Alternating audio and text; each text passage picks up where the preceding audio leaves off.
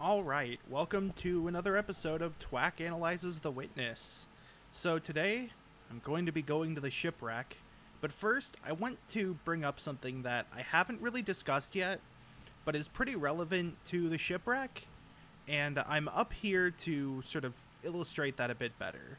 So, obviously, the island of the Witness is abandoned in that it doesn't have any, living people on it, except us, presumably.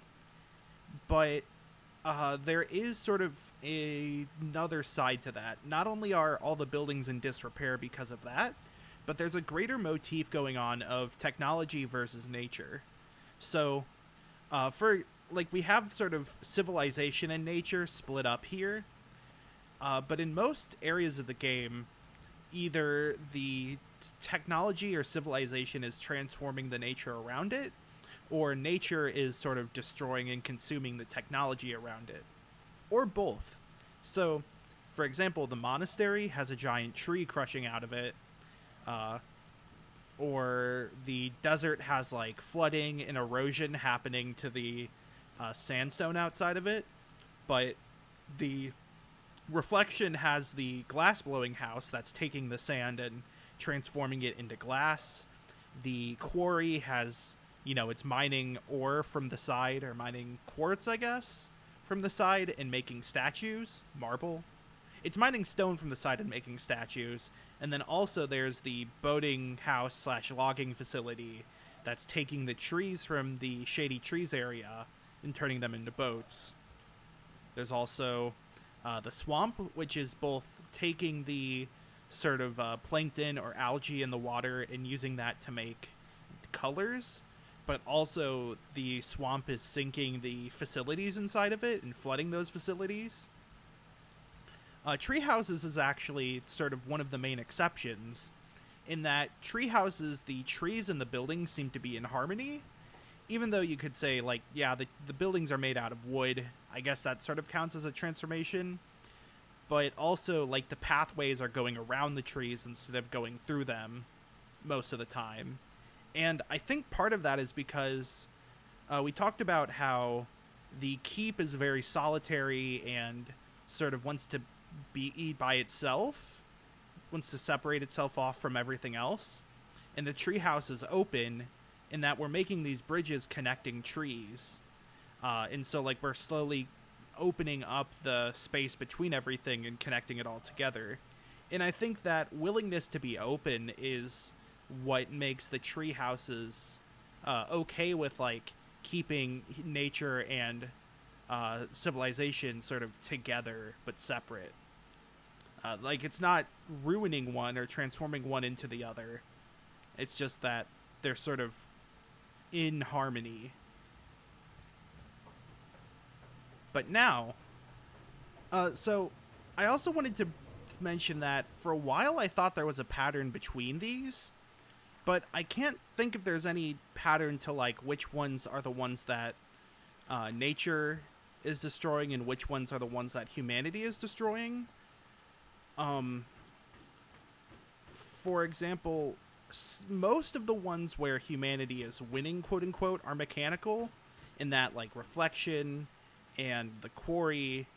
But then you have tree houses, which I said is kind of both, and you have shady trees, which, I mean, you don't directly solve the shadow puzzles in the boating logging facility. That's, I guess, where the other parts of the quarry are. But, yeah, I don't think that's the case, but I do want to mention that, so the shipwreck is probably one of the most destroyed areas. It is one of the areas that's furthest from its original intentions. And what I think is interesting is the shipwreck only has one or two puzzles. The rest of it is environmental puzzles, which, if you've played this game, you might know that there's a ton of them just sort of all around and underneath the shipwreck as well. Such as this one, which I'm always bad about these. I'm not good at getting into the right spot. I think I'm close? No. At some point, it just locks you into place when it thinks you're close enough.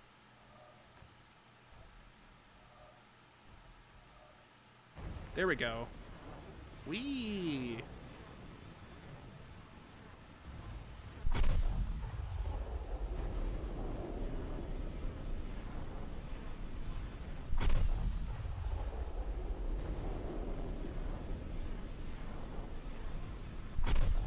Another note I wanted to mention about the separation of nature and civilization, oh, you can see the little pellets going to the obelisk, is that the symmetry, when you're doing the environmental riddles in symmetry, you're turning away from the glass-blowing facility, and when you're doing the mechanical puzzles, you're going towards the glass-blowing facility. So, I don't know, it's sort of a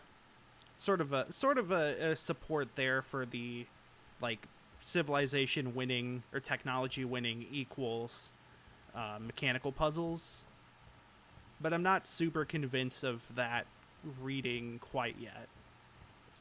So the shipwreck is really dangerous. I mean, it's got a whole bunch of rust, which makes me not want to step on it. If I were actually experiencing this island physically, I wouldn't want to step on it for sure. It's got like all these scraps and everything. It's like falling into the sea. But also, this platform just feels super flimsy. Because, yeah, if you get up close, you'll notice that it's not really connected to anything except for right here. Like there, it's separated. Over here, where there's a gap between the EPs, it's actually separated. So we could just fall. Oh, and here it's separated, yeah. So there's only one place where it's actually connected to solid ground, which is right there. Which just makes it feel really precarious, if you ask me.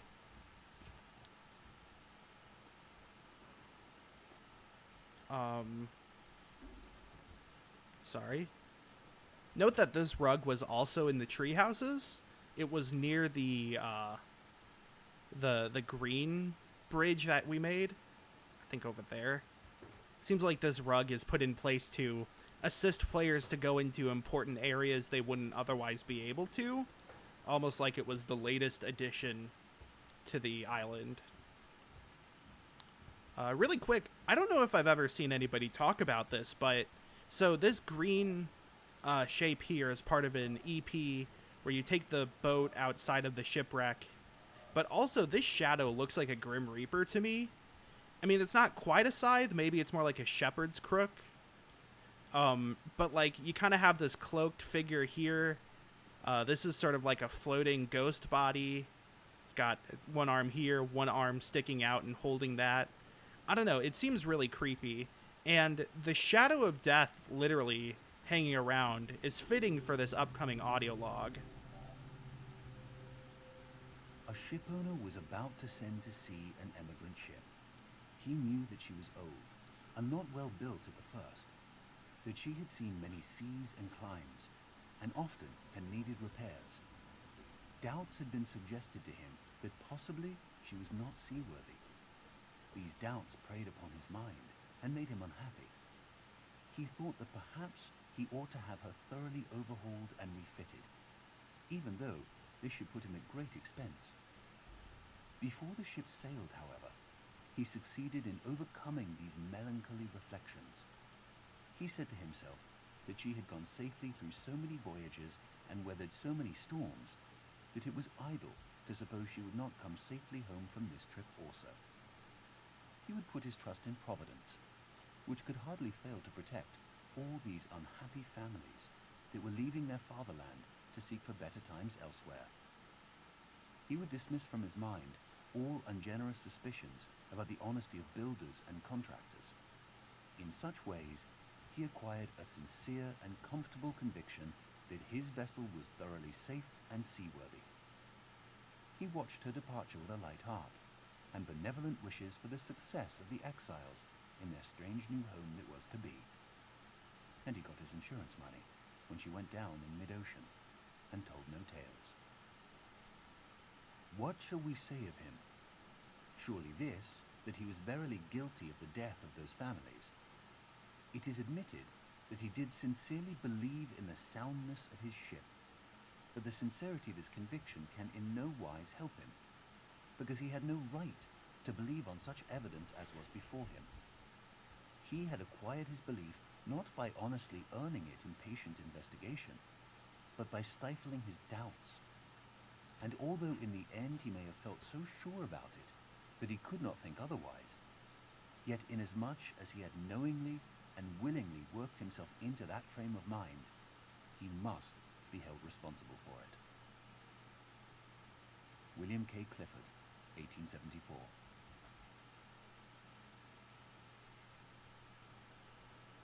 So that's a continuation of the previous Clifford audio log that we heard in the Keep. In fact, it's literally from the same source, the Ethics of Belief, I believe it is. I believe it is. The ship owner here has claimed that, or has committed that one long sin that Clifford mentioned by engaging in perpetuating a convenient ignorance. In this case, the ignorance was that the ship in reality wasn't safe to take on the voyage, but it would cost too much money and time for the ship owner to actually fix it. And so the ship owner decided to just set it off anyways, and they convinced themselves that it was safe enough to do so. They, even if like they were already told, they convinced themselves to the point of believing something that wasn't true, because it was convenient for them but inconvenient for others. And so that is like a direct example of what Clifford meant by that one long sin against mankind, that the ship owner had no business believing that the ship was correct, both because they were told directly that it wasn't safe, but also because doing so risked the lives of others who innocently died. I want to note that the audio log's position is inside the sort of captain's area here. I don't know what the front of a boat is. I don't know my nautical terms. But you can assume that whoever left that was in the driver's position, looking at the rock that they just crashed into. And so it really puts us in the shoes of the victim here. Whereas previously, it might have still been a little hard to emphasize with Clifford, because I guess we were looking at somebody who seemed at least impoverished or affected by poverty. Sorry, I just heard a spooky noise. But in this case, we're given the ability to sympathize with the victims of the shipwreck here. And for that reason, we better understand the meaning Clifford gave. And so, yeah, it supports this concept of, like, ignorance can directly lead to death. But also, I do want to mention this supports the concept of people on the shipwreck moving into the building. While the audio log was left by somebody that died, I want to note that you have sort of three distinct chunks of the ship. There's the one back there that's really far away to the point where they pretty much had no hope. You have the captain's quarters, which is sort of still nearby in sort of this main cabin. And then if I go all the way over here, you can kind of see out that way the front of the ship directly, which hit the rock, and whoever was on there could have survived. In Ethics of Belief, the original work that those quotes are from, the quote we just heard about the ship owner actually comes before the one that's found in the Keep, which supports the sort of movement this way. At least I'm fairly certain. And so you could at least picture, like, it started here, then they got on land.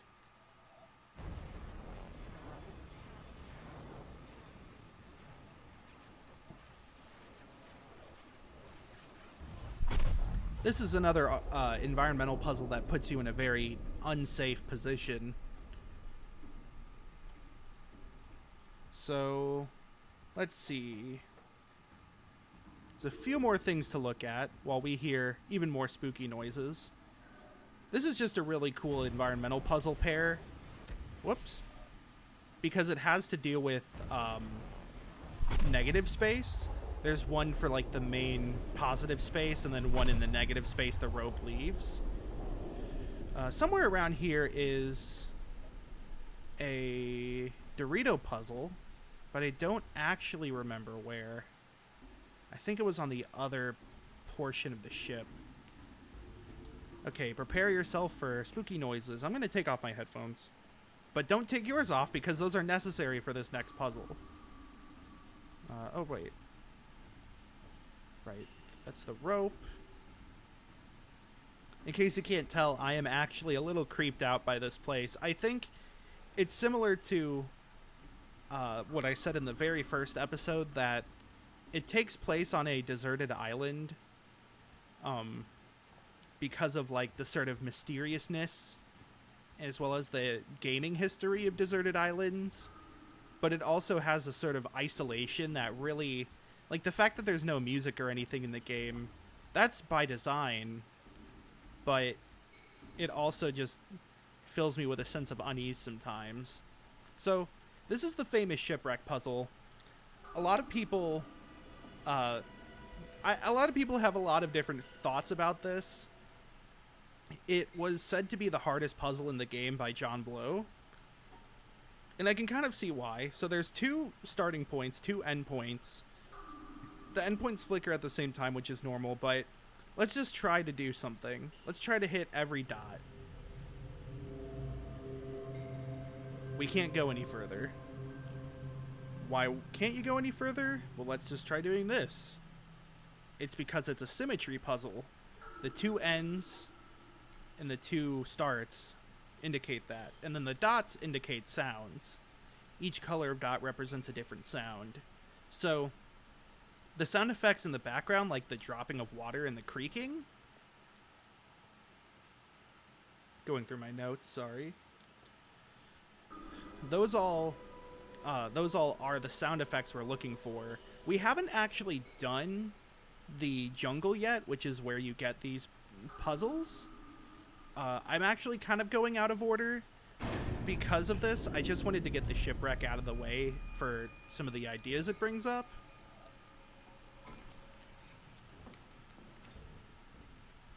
Just like all the little windows into the rest of the shipwreck.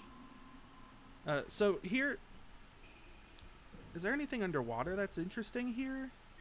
Not particularly. So here we have another paper code for a video. And I want to note that the box is knocked off the pedestal.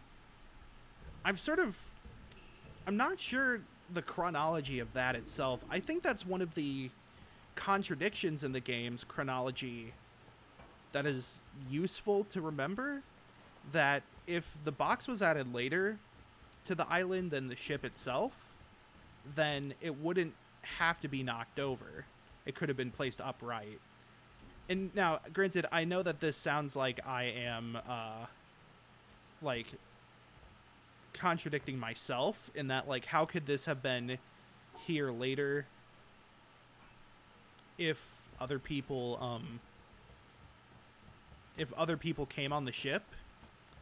Like, how could the box be placed there originally if other people came on the ship? They wouldn't have had anything to do with those boxes. And I think there's sort of I think this is a case of multiple perspectives.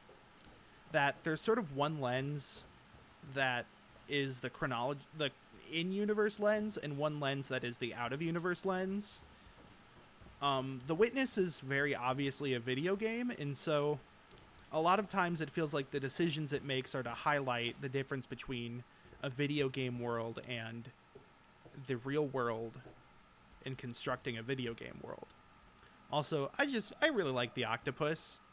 I think it's interesting because there's not many places on the island where the shore under the water is visible, which makes the octopus more interesting. But also, it's a lot like the purple EPs in the swamp, but obviously this isn't an environmental puzzle at all. It's just a cute little octopus. It's a big contrast to Scary Sunken Ship. Okay. So, I have yet another video code, but I'm not going to enter it just yet. because I have... Whoops. I always get turned around here. I guess I can take this way. Because I have somewhere else to be. So, I mentioned I'm going out of order here. And part of that is because I wanted to get some of these videos out of the way. And we actually do have the knowledge to do one more video that I briefly skipped over. I think I showed where it was. Oh yeah, I definitely showed where it was. Where it was. So let's make our way there. And you can also see in the town, for the most part, it's nature defeating civilization. So I think the other connections of like places where nature is winning are filled with EPs or riddles are a little more... I don't think most of them are like true connections. I don't think that's a pattern, but I do think it's significant that the Shipwreck has very few puzzles, or like panels, I mean, and it's the most destroyed sort of section. So yeah, over here in the desert, there's another bunker. And it needed Tetris knowledge, but now we have Tetris knowledge. Okay, let's see if I actually remember how to do this, because this one's pretty tricky. It's essentially, we have to figure out how to combine all of the blue shapes with the yellow tetromino so that the... What would that be, a triomino? I think I just did it anyways. Nice. So that the yellow triomino is by itself. Also note that this line is dark blue, much like the yellow tetrominos. I mean, much like the blue tetrominos, sorry. The opposite of what I said. And so it is highlighting the removal we did, which was more significant to the puzzle in a way. And we get another code. And so with that, let us move on. Oh, I did want to mention, note how the desert bunker is made out of those rusty panels again, but it's very clearly like a temporary placement with like some of the panels even removed. Sorry, there's just a weird shadow there. So it's like built into the side of the rock, but it doesn't seem like it's... Like, it seems like it was one of those things that was built much later.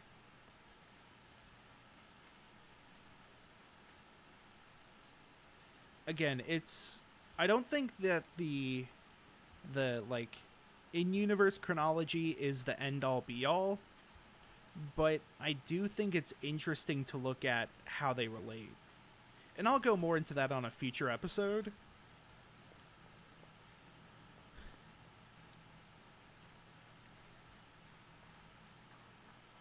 Okay, so we are approaching the town yet again.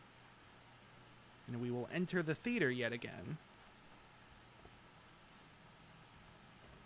So there are 2 videos we've just gotten. Whoop. Got a little turned around.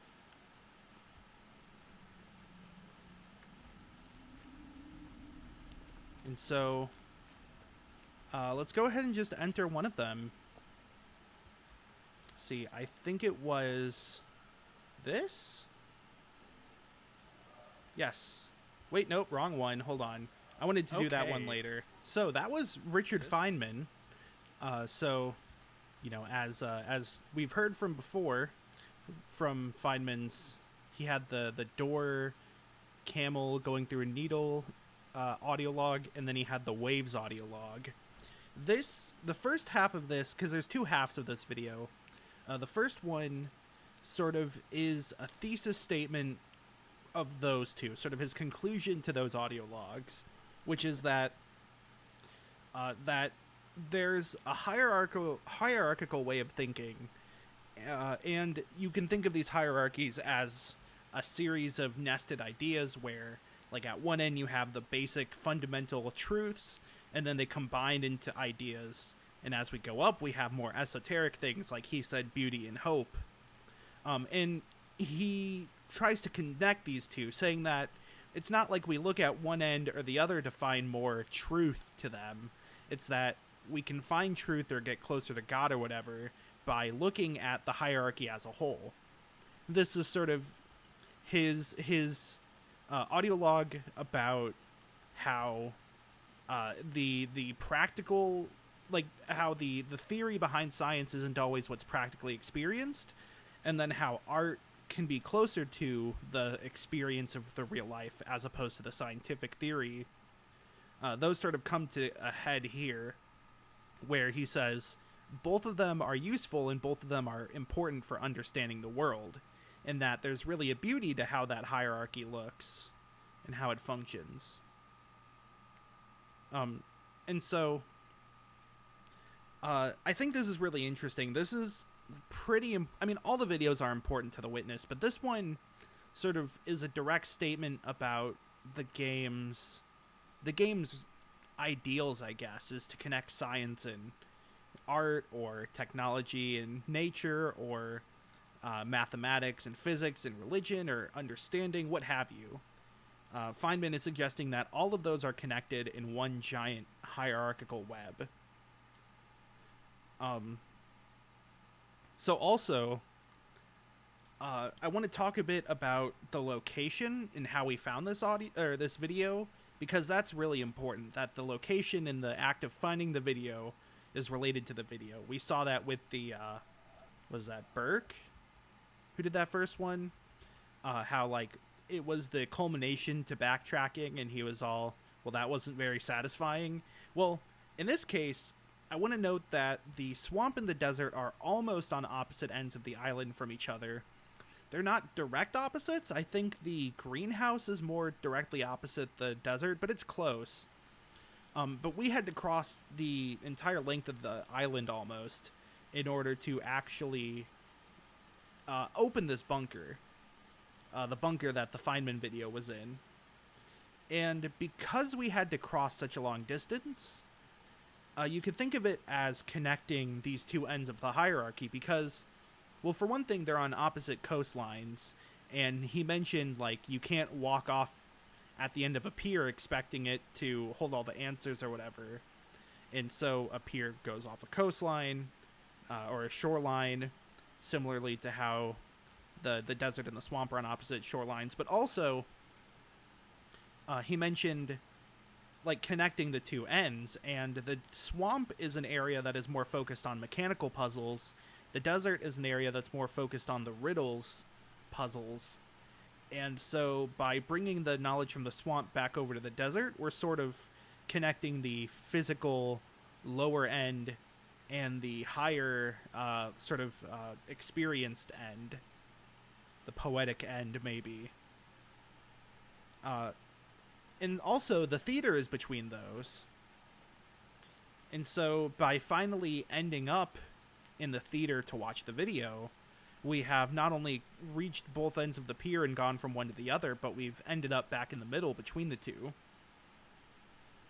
Also, I want to mention that video games are sort of a way that it connects both ends. They require both technology and mathematics and that sort of understanding to make, but something like The Witness requires both the more lived poetic sense to make an artistic statement. And I think that's pretty poignant in a way. But that's just part one. So in part two, this is also relevant to the game. Feynman talks about how he doesn't look for a specific answer. He just says he just wants to know more. The inclusion of this could be a jab at people wanting to solve something's themes, which, I mean, I ranted about Braid in the last episode. Sorry about that. But also, it's compared to wanting there to be an easy answer to a big, difficult question. Like, he kind of says, you know, he's not just looking for an answer to, like, the universe or whatever. He just wants to know more.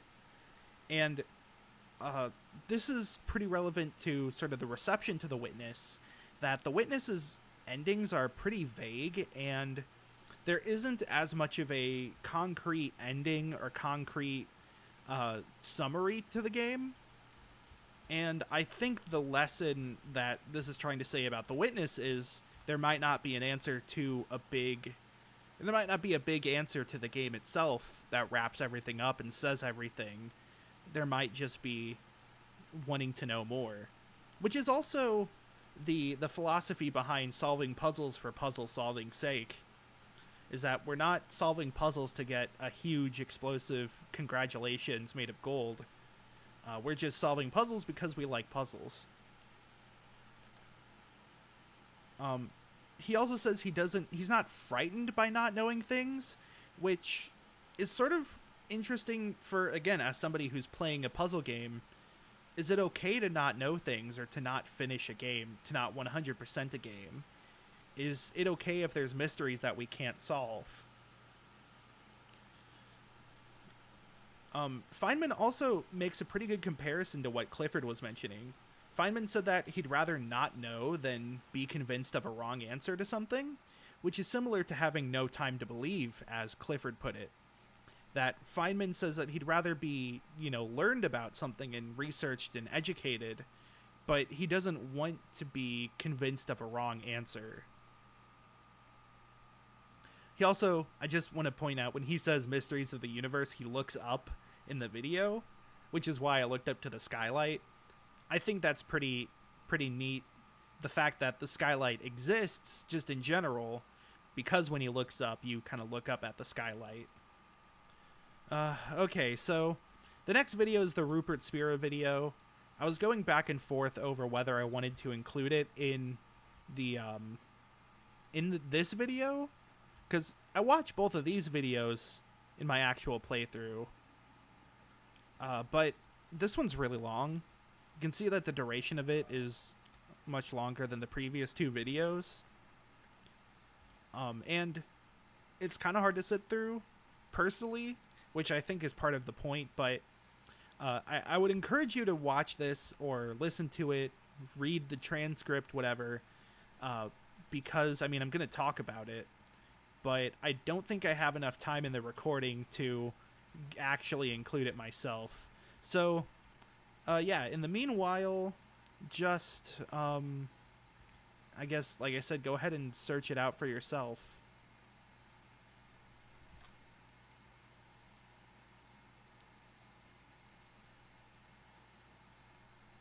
Okay, so, assuming you went and looked it up, let's go ahead and talk about it. So, it's sort of a guided meditation that asks questions about how we experience things. And so, even though it does take a while to sit through, I think it's better to sit through if you're not actually playing the game, but if you were to, listen to the transcript while you were laying down or something, because it really does feel like a guided meditation. So this is founded on the principle that our self is separate from our body and experience, but rather our self is only awareness, because everything we know and everything we experience are filtered through our awareness, so the only constant between them is the awareness. I think he says this almost directly at some point, but keep this in mind because it might make the rest of it make a bit more sense. It starts by breaking down the idea of our self. A self is made of many things like awareness and knowing, but none of those are themselves a self. If you think of yourself, who are you? How much of that is due to things you've experienced or due to things you see or feel versus some innate core being? How much of that is inseparable? We're also forced to experience things around us, but that experience is again interpreted by our perception and awareness. He says we can't know something, only know an interpretation of it, because we're limited to how we perceive things again. We can't truly know what a rock feels like or is, or what it means to be a rock. We can only see and touch and feel the rock and interpret that to ourselves. This sort of cluster of perceptions, though, that he's talking about is sort of similar to Feynman's hierarchies. Spira is discussing the idea of, light reflecting off things in Washington, D.C. and reaching his eyes, instead of simply saying he saw Washington, D.C. So that style of breaking down perceptions into something scientific, instead of looking at the ground, light reflects off the ground and reaches his eyes, which process it. That's like what Feynman does with like heat and waves or a door or the floor. So they're kind of similar in that regard. The notion that we cannot be agitated, only our mind or body being agitated, is, in my opinion, a little optimistic. It's sort of saying we're not defined by negative emotions. It's encouraging to be mindful of those thoughts that, like, you might not directly be angered, but something else is angering you, and then you can try to, like, deal with it. I mean, this is mindfulness as a technique. This isn't anything super like out there or experimental or super like I don't know, occult. This is just basic mindfulness. This also sort of adds to that empty boat audio log that was outside of the ending area, that maybe our perception is an empty boat, or as Spira says, emptiness, and our mind is the cargo inside of the boat. So maybe instead of having nothing like the empty boat, we can learn to view ourselves as empty every now and then, so that we can recognize the difference between ourself and how we're perceiving things versus things that are making us angry. It's also funny to me that he talks about getting agitated during this long video, where I know a lot of people get agitated by this video. Sort of funky. That's not the video. That's not like a decision by the game. I think that's just him in that talk that he gave. So while Spira's breakdowns are similar to Feynman's, I want to start talking about how they're different, because these videos are really similar, which is why I wanted to include them together. So Spira's breakdowns of an idea are similar to Feynman's, like I said, but they disagree on one premise, which is what's real. Feynman says that reality is a hierarchy that stretches from our experience to the inner workings of the world, and that reality is the hierarchy itself. It's not one end of those. Spira says that our reality is our awareness, as everything that we know has to pass through that awareness. And if everything passes through our awareness, that means that we are connected to everything, as reality is both something sending a signal to us and us being aware of it. And it requires both. Sort of like a mirror is what I think he says. He talks about, like, objects in the mirror being closer than they appear, but then he says, like, is the object in the mirror itself? Is the mirror showing the object? Stuff like that. That's sort of what he means, is our perception's like a mirror, in that not only is light reflecting off of things to give us sight, but in the case of the mirror, like, we feel a stone or something, but that is like a sensation sent through our neurons, transmitted to our brain. And so in a way, like, the existence of the stone and the experience of us touching it requires both the stone and ourselves to be there, but it also means that a large part of our experience of it is in our brain. That while the stone had to exist in the first place for us to touch it, and we had to touch it to start those neurons firing, the feeling and the interpretation of that is in our brain. And so it's almost like we have our own image of the stone in ourselves that we're putting together. Also, the mirror analogy makes me think of another glass-related idea, which was Nicholas of Cusa's high wall of paradise. That, Spira is comparing our perception to a mirror, and Cusa was saying how, in a way, the high wall of paradise is invisible yet visible, and I talked about how that's kind of like the surface of water reflecting something. And so I think there's sort of this connection of, like, reflections are both the existence of something and they are the The reflections only exist because they're reflecting something else. And we can look at reflections and think, oh, something's there in real life. But in Kusa's sense, like, the high wall of paradise is something that can't be reached because it's a reflection of ourselves. But to Spira, that reflection is the same thing as what it's reflecting.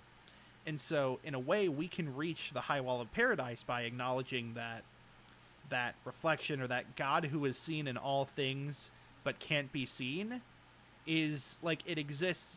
It's sort of supporting that in a way. That the God exists because it is seen in all things, because those have to be seen by God, or something like that. Those things can see God because they're seen by God. That is the same as the mirror reflecting an object because the object appears in front of the mirror, and also in the same sense of we reflect a stone, and we know the stone exists because we reflect it. That sort of thing. So also, in Feynman, so I want to make like a comparison here using their different styles. So in Feynman's style, hearing isn't just listening for a sound. Sound is like the vibration of particles in the air vibrating through a small passage, vibrating through a small passage in our body, and then sending signals to the brain about what those vibrations mean. However, we experience hearing in a completely different way to that theory. You know, to us, there are different sounds with different pitches, even though they don't function that differently physically. A guitar and a computer both make sound the same way, as does like a rock being skipped against the water. I know a lot of rock comparisons here. But all of those are very different in our experience, and we might think about the emotions that a certain note or a key or a chord hold to us. And that's sort of the hierarchy. In Spira's style, hearing doesn't take place outside the ear, nor does sound. We only know of sound because we're aware of it, so hearing happens through our awareness. And our experience of hearing is separate to ourselves, but also, like, it exists because of ourselves.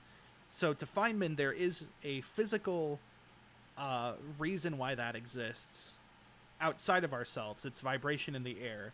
But to Spira, it's a more central reasoning that we only know it exists because we are aware of it. And so sound exists, like, besides the whole particle vibration thing, because we experience it. It's sort of if a tree falls in a forest and no one's around to hear it, does it still make a sound? And so, like, I'm going over all these things of, like, awareness being separate from perception, and it sounds kind of navel-gazing maybe, but it's very similar if you think of it like virtual reality. In virtual reality, we don't actually see the world we're in. We see a screen displaying a world.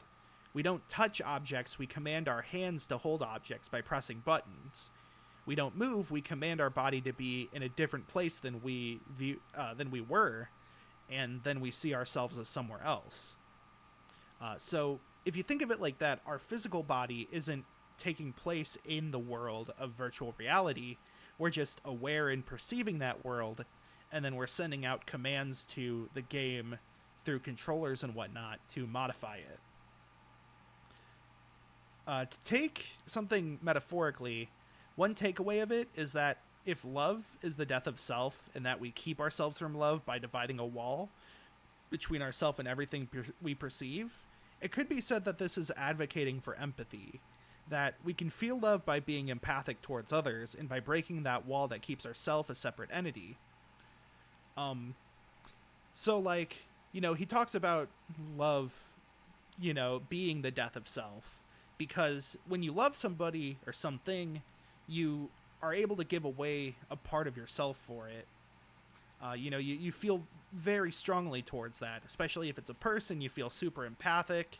You feel for them, I guess. You feel connected with them in a certain way.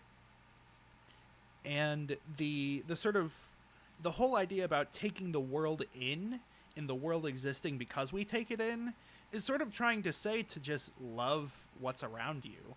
Like, love is the death of self, but also self itself constantly takes in everything around it.